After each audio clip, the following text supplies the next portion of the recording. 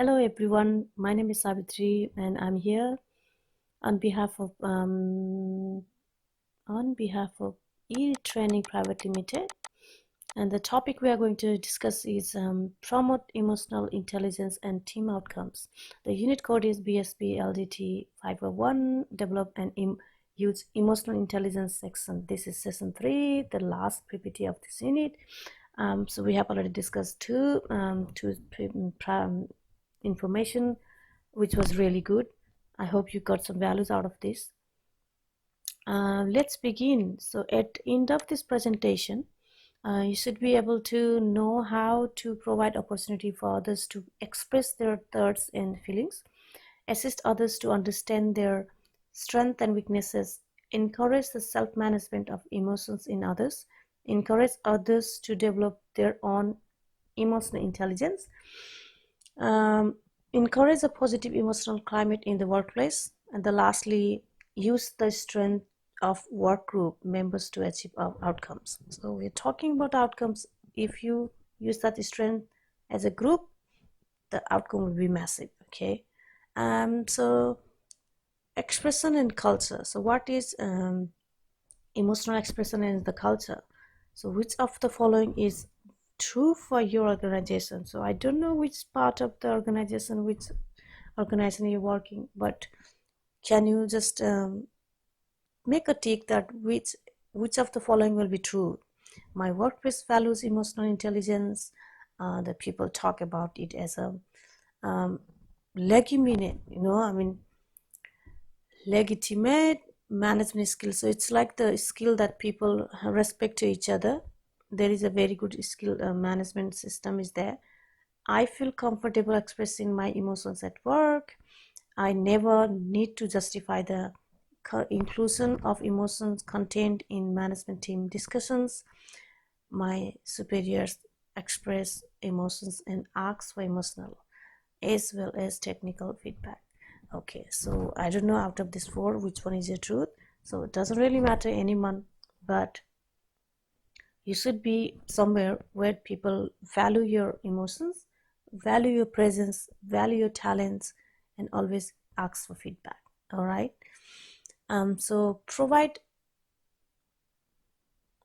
Okay, so I should go back in this one because let's talk more about this unit. Provide opportunities for others to express emotions. So group interaction. It could be, it may include like meetings, public forums, and group presentation. I would say in the conference meeting, individual encounters may include like formal or informal coaching sessions, performance appraisals. In group interactions, set grounds rules to encourage openness, provide time in agendas to legitimize and gather emotional information. All right, and then individual encounters could be managed by walking around, always be prepared to hear and interpret emotional expressions to make you a more tuned in manager. Okay, so probably the best way to approach individuals or group encounters is within the time workplace of the collaboration of mutual benefits and mutual tasks or mutual, I would say mutual risk. Yeah, benefits and mutual risks. Yes, benefits and risk is so important if you are working as a team. Okay, the following guidelines may help. For example, prepare the way by advertising your willingness to talk about emotions in your work context. Get or point to senior management support for this. Okay, get a sense of the emotional context before you bark in with solutions or interfere. So for example, if you perceive a conflict between two employees, you need to find the solution. I mean, you have to, before you bark with the solution, make sure you have the good sense of emotional context as well. You have to, yeah, have it. Otherwise, it's not going to work. You didn't like some employees, then come, you want that employees to be fired by the management team. I don't think it's going to work. So it has to be logical as well. So volunteer your own feelings. So what does it mean? So don't be afraid of vulnerable people. I like that, right? Absolutely. So you don't scare of your feeling. How you feel, just express it in a way that everyone, actually it's not that harmful for the people, right? So you may have more power. Express yourself first to build trust. Ensure you frame your contribution as just one possible perspective. Like, if you feel that something needs to be changed within the organization, don't sit back and be quiet. Just tell the people that this needs to be changed. Okay, I need this should be done this way. This is not right. And the people are actually, there is a some kind of bullying, harassment is happening internally, and no one is talking about that. No, just talk to the people. Don't be afraid. Okay. Alrighty. So give concrete example. Yeah. So very good example. I mean, you need to have the example which is, there is a rock solid example. Okay, if we are giving some kind of information, it has to have some example, and explain your feelings, moral, emotional expressions to build this skill in others as well. You have to emotionally, if you are very smart, you are set. Okay, you will be the leader. You are the leader. So ask and invite others to lend perspectives. So your emotional sense of a situation may be different from the other person's. Yes. And remember to use active listening skills to probe others' feeling, as discussed in section 2. So we already have discussed section 2, and so that will be another very good information. And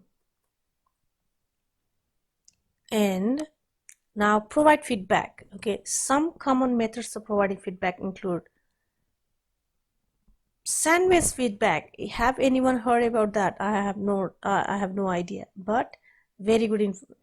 You have a sandwich. If you are going to give feedback to someone about something that they have done, how should you give the feedback?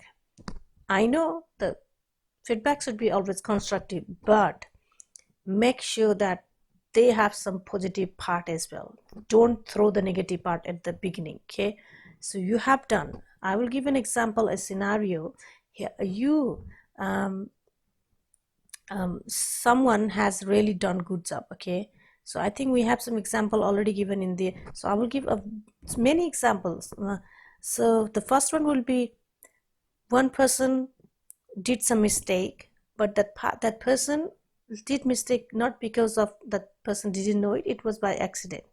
So thinking that the last performance was absolutely brilliant, but this time something has happened, so would you be just concentrating a little bit more? So it means there is negative part and positive part. Sandwich has the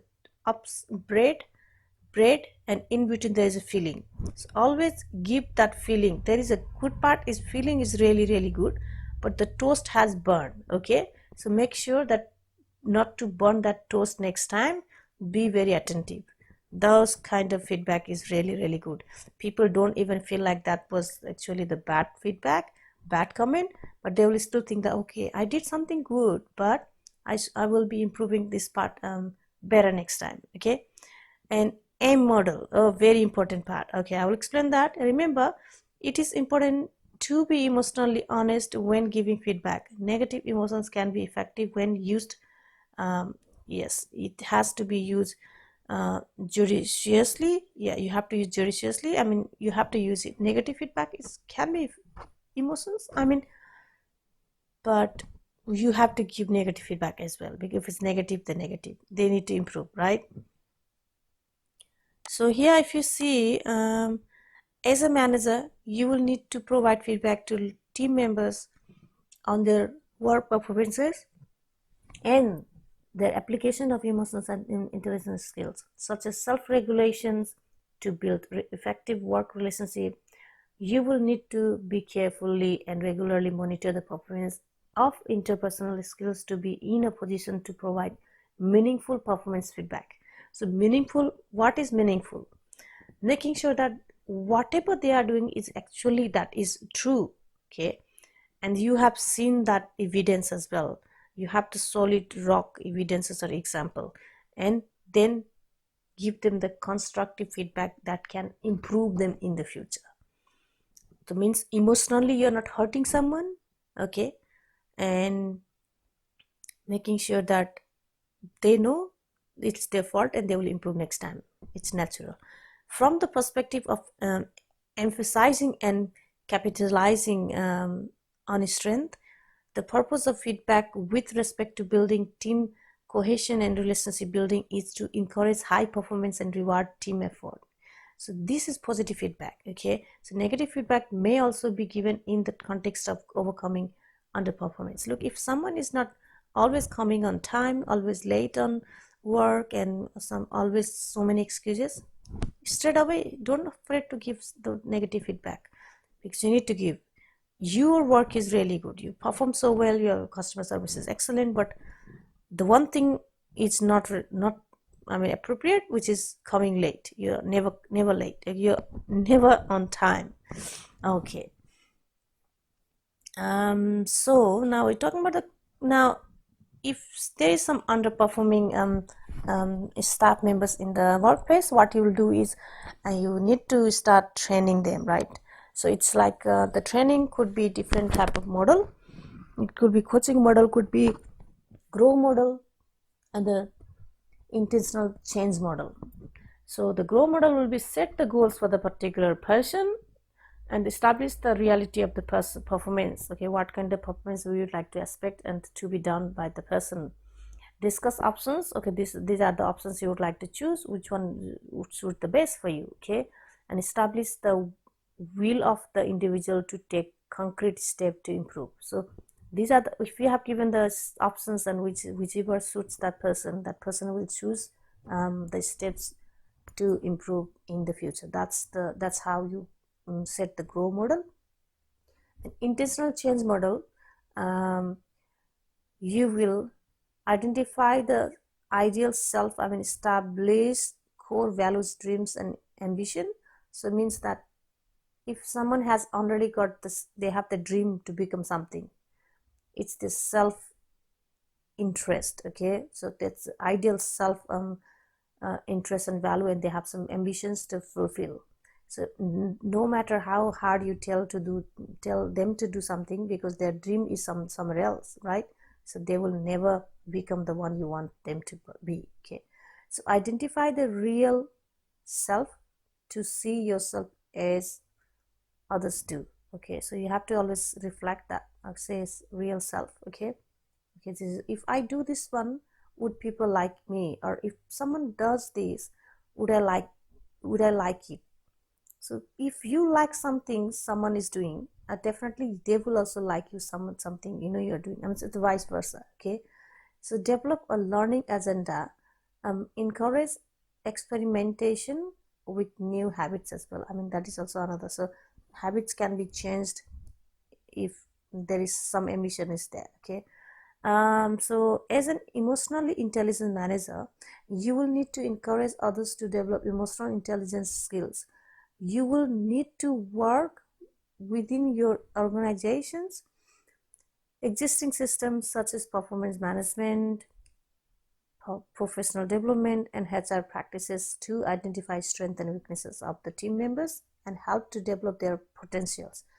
Do so, you can do so, which will actually benefit team members directly by helping them to build the skills necessary to develop productive work relationship. Naturally, developing team members in this way helps the team as a whole become more productive and then reach the goal. Company will make more money, there will be more revenue because everyone is happy, there's no more complaint, there's no. Remember one thing, as a manager, if you cannot please your staff member, they will never give you 100%, okay. So means as an intelligent manager, you should be able to encourage your team members every day. Motivation and encouragement is like an injection. You have to give them as a debriefing, as a briefing, as a meeting every day before the service or your operation of the project or whatever it starts. So other benefits include increasing the attractiveness of the organization to employees and retaining talent. So you have some staff members who are very talented, you don't want to lose them, right? So in that case, you should keep them as attractive as possible so that they are not going to see the other job opportunities. And there are three basic ways to develop skills such as emotional intelligence, coaching, mentoring, and training. Coaching and mentoring may be arguably the most important be, I mean, it could be actually for developing emotional intelligence in the context of the actual workplace. So we will look at approaches, okay, and this can also so yeah, approaches, and then it can also reach okay, so approaches, these can also be more in detail. Okay, so formal or informal training as discussed in section 1, maybe course extend the reach of coaching for the development of self or others. As an emotionally intelligent manager, you will need to develop coaching skills to help develop emotional intelligence in others, whether they are high performer or low performer, or in any individuals who need more or less direction in the self development. There are a number of approaches of coaching. Perhaps the most well-known model is the grow model. Okay, so that we were talking about grow model, we already talked. Another approach may be adopted from Goldmill. Okay, these are the scientists, yes, and then Batzis, and then okay, yes, Mackey's, yeah, Mackey's intentional change model. So these are the intentions. So these are the change models. So those very important coaching model that we can actually help emotionally grow what exactly your employees are looking up to and how they can improve their. All right, so the next topic is mentoring and sponsorship. So mentors act as role models to develop individuals. Unlike coaches, mentors are always more skilled and expert than those they seek to develop. Okay, so definitely mentors are someone who has more experience than someone who is going to get some training from them, isn't it? So sponsors can be mentors, but with a personal stake in the success of the individual. All right, so mentoring is a development process in which a more expert or senior practitioner, manager, or the colleague undertakes to meet regularly with an individual and facilitate their professional development, especially acting as a role model and source of advice. The role of a mentor typically involves okay,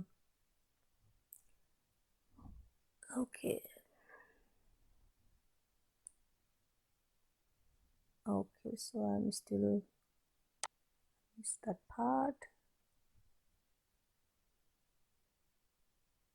Okay, yes, yes, sorry about that. So especially, yeah, so role model and source of advice.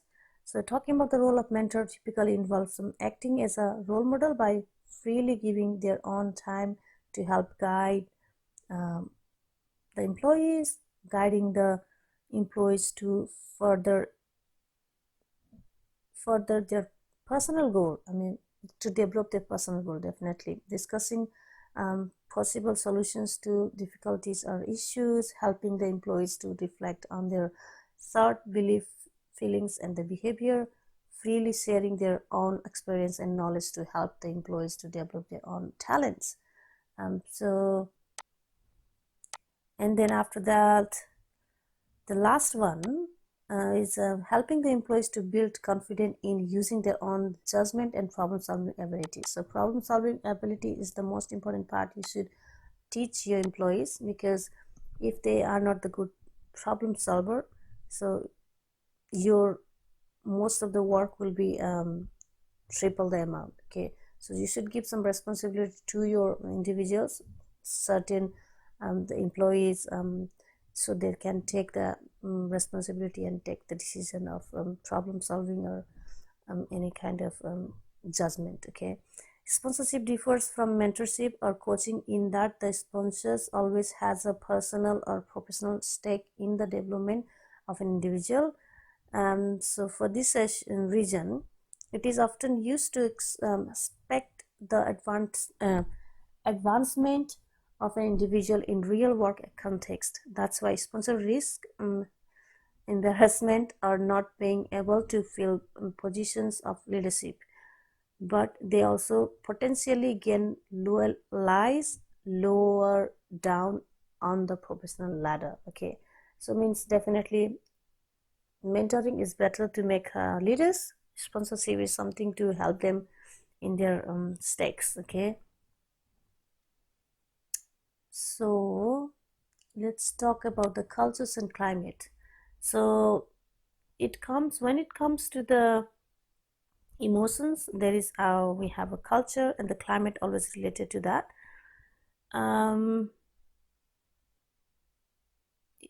Culture includes values, belief, myth, the stories or legends told within the organization, traditions and norms or rules. So those are the cultures we bring with our families, from our background, from our religions, or whatever values we have in the families or at the workplace. The climate, how organizations measure culture or individual well-being in organizations terms, for example, physical work environment, employment of work, rewards and recognition, management practices, leadership, including visions, understanding of the business opportunities to develop. Okay, so these are the cultures. So talking about this culture, let's talk. A positive workplace culture is essential to success. Yes, very important part. If you don't have positive work culture, then it's difficult that people will not actually go towards the same vision. So everyone is working for the same mission and vision, means there is a success. The evidence suggests that emotionally intelligent leadership is key to creating a work climate that nurtures employees and encourages them to give their best. That enthusiasm in turn pays off in improved business performance. Recall from section 2 that people's needs people needs can be expressed on a scale or hierarchy from basic needs to needs for self actualization and the self transition. Yes, and today workplace cultures must meet social, emotional and even spiritual needs to retain talent and meet organization goals. Culture is a way of acting or feeling, a case of know how or knowing how to feel in a concrete social environment, rather than a case of explain knowledge. Okay, so it is holistic in the sense that the values, belief, myth, traditions and then social norms are interconnected and mean little in isolation from one another. The people in a culture may behave in appropriate ways but be unable to explain how or why. This is the reason culture is difficult to measure. It's really difficult to measure. So climate, on the other hand, is defined as what is able to be measured as a way of gauging the health of the organization culture, both in terms of contributing to transitional organization goals such as financial performance and then customer focus, and also satisfying social and emotional needs. So, so this is all a little bit about the culture and climate, and okay, so yes, build a positive workplace culture and climate. So how can you build So way to build a positive workplace climate is number one is value emotional intelligence. So respect everyone's emotions and listen to everyone. Okay, and then okay, so listen to everyone. Okay, so and then after that, measure interpersonal performance. You have to what kind of everyone has different type of personality. You have to measure that, and then performance also should be measured as well. Reward and recognize emotional intelligence. Exercise positive psychology. Focus on strength. Always focus on interest. Okay. Okay. So and then the team roles. Let's talk about the team roles. So if you talk about the team roles, there are plans, resources, investigators, monitor evaluators, excuse me, coordinators, co-coordinators, implementers, completer, finisher, team co-workers or workers, shapers, specialists. These are the team roles. Okay. So what is included in plants? Plants are so named because one who planted in each group, Dr. Okay, Belbin observed. Okay, that is so the key strength of plant is their ability to get the team started with their creativity. Plants can often work in excuse me on earth. Okay, so yeah, unorthodox ways. So I mean the plants can often work in unorthodox ways, which may be off-putting for other team members.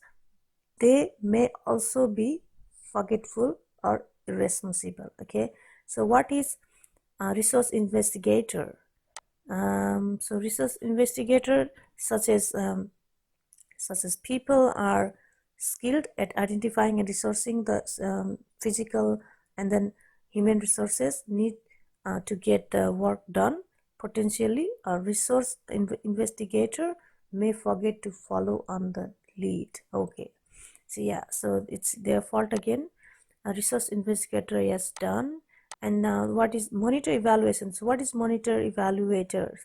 So such people show attention to planning detail and help the team avoid mistakes. They could be overly critical and slow the team down unnecessarily. Okay, so who are the co-coordinators? These people are good at identifying strength and assigning tasks so all the work is done. They might over delegate, yes, and the unfairly leaving themselves a little work to do, undermining, yes, team cohesion again, once again. So implementers.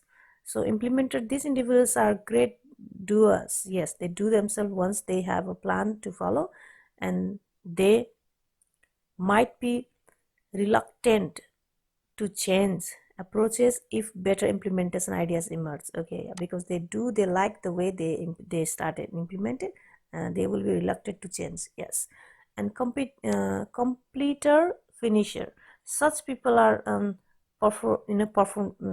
perfectionist, I say, and can be relied upon to produce quality outcomes. They want to be perfect in everything. They may be extremely perfectionist who prevent the team from finishing tasks and moving on to the other. Oh my god, so it means it has to be perfect, means until and unless they don't find this perfect, they will never let other people to get into the next task. So it will be time consuming. So this is also another, yeah, so the team roles, team team workers. So these individuals are people oriented and build team cohesion and goodwill. They might become indecisive when unpopular decision made to be need to be made. And shapers, these people are natural leaders and then provide necessary control and direction to the team. They may become aggressive, absolutely, because they are shaper, right? Yeah, and then domineer, domi domineering, and then conflicts from particularly when there are too many shapers.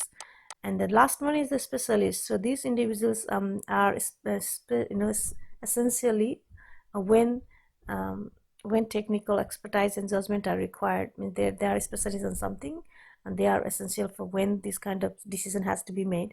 And they may focus too narrowly on their own subject of expertise and miss the big picture at achieving team outcomes. Okay, this is something you need to keep in mind. And the stages of team development. So stages of team development is like forming, storming, norming, and performing. Okay, very very important. So it's like you need to form in the beginning. So once you have ensured your team has the right balance of strength required to achieve objectives, you will need to manage it over the time frame of its formation and functioning. Research conducted by Bruce Stockman, 1985. So he elaborated that the stages of this team life cycle as well. Each stage of the team life cycle may be characterized by different emotional dynamics. For example, the forming stage may involve people um, probing each other to find out each other's strengths and weaknesses. The storming stage may be characterized by conflicts. You will need to manage the team life cycle to ensure emotional strength are used for achieving outcomes, and conflicts and negativity are harnessed, okay, harnessed to productive ends. Okay, that's how the numbing performing. Okay, and then okay, that is the end of the presentation. Okay, so yes, as a good manager, okay, I think I have given a very good example already. So nurturing your emotional intelligence. Emotions are impulses of actions in response to life situation. Yeah, they will, we have to always, we perceive them, we understand them, we should regulate them very properly, so that we maintain our team members, encourage our team member, educate them, and inspire them. Okay, so hopefully you got some value out of this presentation, and you'll be able to do all those activities in your book work. um so I will see you. Thank you so much for listening to me, and I'll see you in next webinar. Thank you guys.